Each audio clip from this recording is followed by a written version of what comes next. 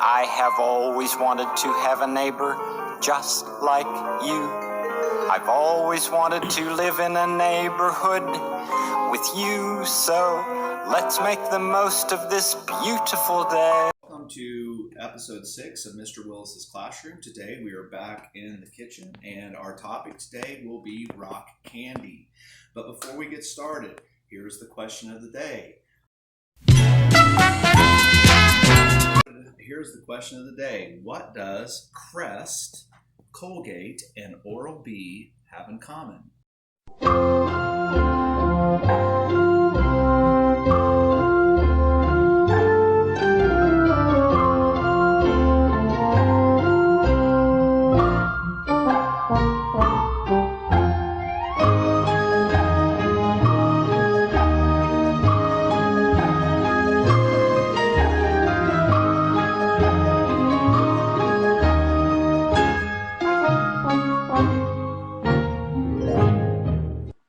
You guys brushing your teeth or toothpaste?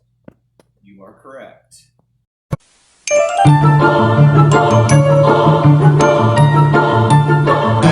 Right here we have a microscope. So we're going to take a look at sugar underneath a microscope. First of all, I need to turn the microscope on.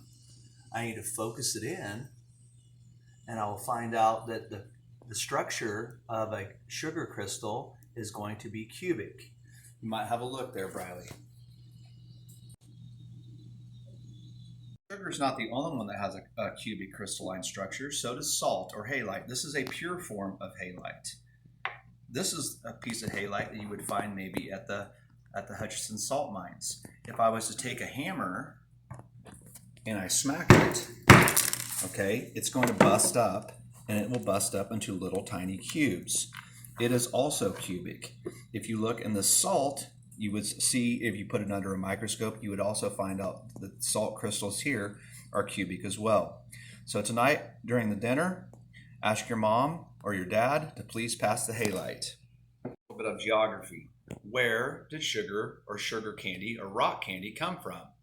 It's said that about, over 1,000 years ago, that India and Iran, both India and Iran, developed rock candy somewhere around the 9th century.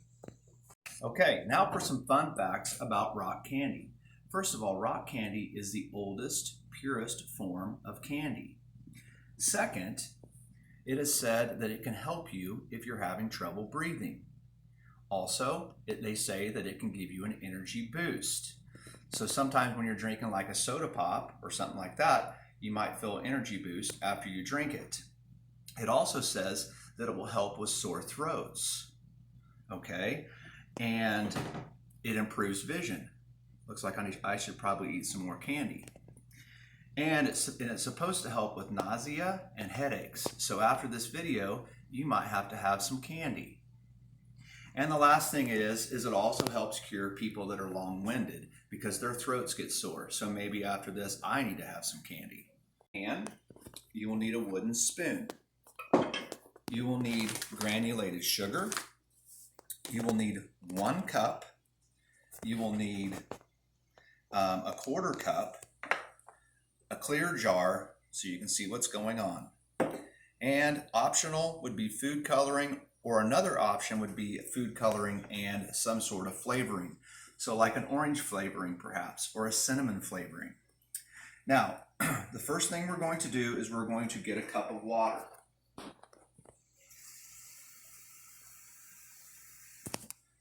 And we're going to put it on the stove. So 1 cup of water in the stove. Okay? And we're going to turn it up to like 7 or 8. And we're going to let that heat. Now some other things you will need. Now these are wooden skewers. You can see here is a wooden skewer that you might put shish kebabs on. And you might take a pair of scissors and kind of score it a little bit. And then you can snap it in half. Okay, so you can use wooden skewers, and this is what the sugar will actually attach to, or you could use popsicle sticks, or you could use a string, and you could tie as many strings on it as you wanted to make as much rock candy as you possibly could. Okay, then you will take your quarter cup and you will fill it.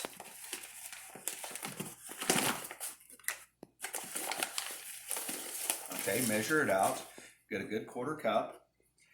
And still right now what we're waiting for the water to boil. Once the water boils, we will begin the process of how. So our water is boiling and we have our quarter cup of sugar. We'll go ahead and add the quarter cup of sugar. You want to stir it in until it dissolves. You will want to repeat this process 10 times. So 10 times you will do that. So if we have 10 quarter cups, how many cups would that be in all? Well, 4 cups or 4 quarter cups would be 1 cup. 8 quarter cups would be 2 cups. Add 2 more, so you'd have 2.5 cups. So now you can see that it's completely dissolved. Okay, the water is still boiling. We want to add another one. Okay, so let's go ahead and add one more. All right, again, go through the process of stirring it until it dissolves.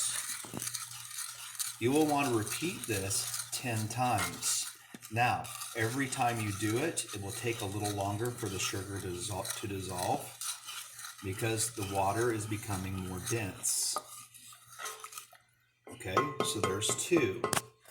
We've added 10 quarter cups of sugar. This is what it looks like. Remember, optional is you can add a little food coloring for color. I'm going to add 1, 2, 3, 4 drops. So our candy is going to be green. Stir that up. If you have a flavor that you can add, this would be the time that you would want to do that. Okay, so stir that up, and then what you have to do is once it's completely stirred and it is boiling, then you want to set it to the side for 10 minutes. Options to make your candy on. You can use a skewer like this. You can just place it in there, or you can take a clothespin and suspend it above like that. You can take a piece of string. You can drop the string in there. You might have to shove it down a little bit, but get your string in there. The sugar will attach to the string, and that's what your candy will be on. Okay? Or you can just set a skewer in like this. If you have a popsicle stick, go ahead and throw that in as well. Anything to attach the sugar to. Now remember, give it a good 3 days.